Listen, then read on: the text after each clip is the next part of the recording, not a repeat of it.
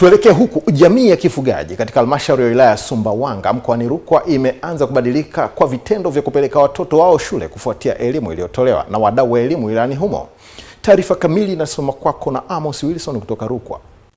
Hatua hiyo inakuja mara baada ya jamii hiyo kukabiliwa na changamoto ya kutowapeleka watoto wao shule, hali iliyosababishwa na ukosefu wa uelewa kuhusu umuhimu wa elimu pamoja na mtazamo hasi uliokuwepo awali. Hata hivyo, kupitia mikutano ya kijamii na ushiriki wa viongozi wa kimila, wadau wa elimu, mwitikio wa wazazi hao na walezi umeongezeka.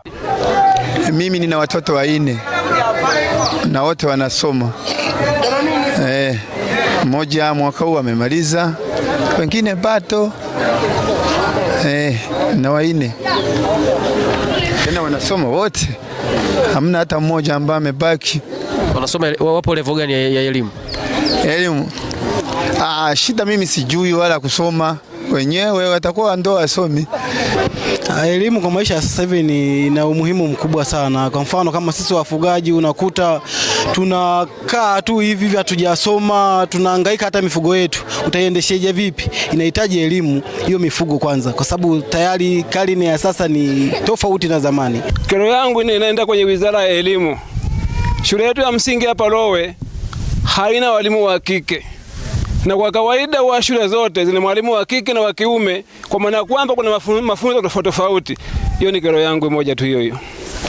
Ninapenda wapeleke shule watoto, wasiwe kama sisi hatujasoma na wenyewe wasisome.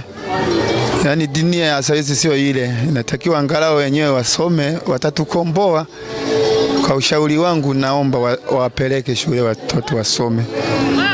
Ndio wazo langu hilo, nataka ni washauri wenzangu kama wafugaji, wapeleke watoto shule wakasome. Haya, anaweza wakabahatisha mbeleni kule, wawezi kujua mipango ya Mungu. Akizungumza kuhusu mabadiliko hayo, afisa elimu kata ya Rusaka amesema kuwa mwamko huo ni ishara njema katika mapambano ya kuhakikisha watoto wote wanapata elimu bora na endelevu, huku akiwataka wananchi wote kuhakikisha watoto wao wanapelekwa shule kwa wakati bila kusubiri shinikizo kutoka kwa serikali au vyombo vya dola. Jamani, kufukuzana sio vizuri. Kupelekana kwa mtendaji wa kata kwenye baraza la kata sio vizuri, wala kumwambia veo kamata yule sio vizuri. Kwa hiyo usimwache mtoto akae nyumbani kwa lengo la kwamba utamgawia kipande cha ardhi au kwa kusubiri kijana aje amuoe. Hapana, muda huo ulishapitwa. Watoto wadogo wanatakiwa wasome kwanza shule, alafu mambo mengine baadaye kulingana na sayansi na teknolojia zinavyopanuka. Lowe oye! Nikiripoti kutoka katika kijiji cha Lowe kilichopo kata ya Rusaka hapa katika halmashauri ya wilaya ya Sumbawanga mkoani Rukwa, mimi ni Amos Wilson wa EATV.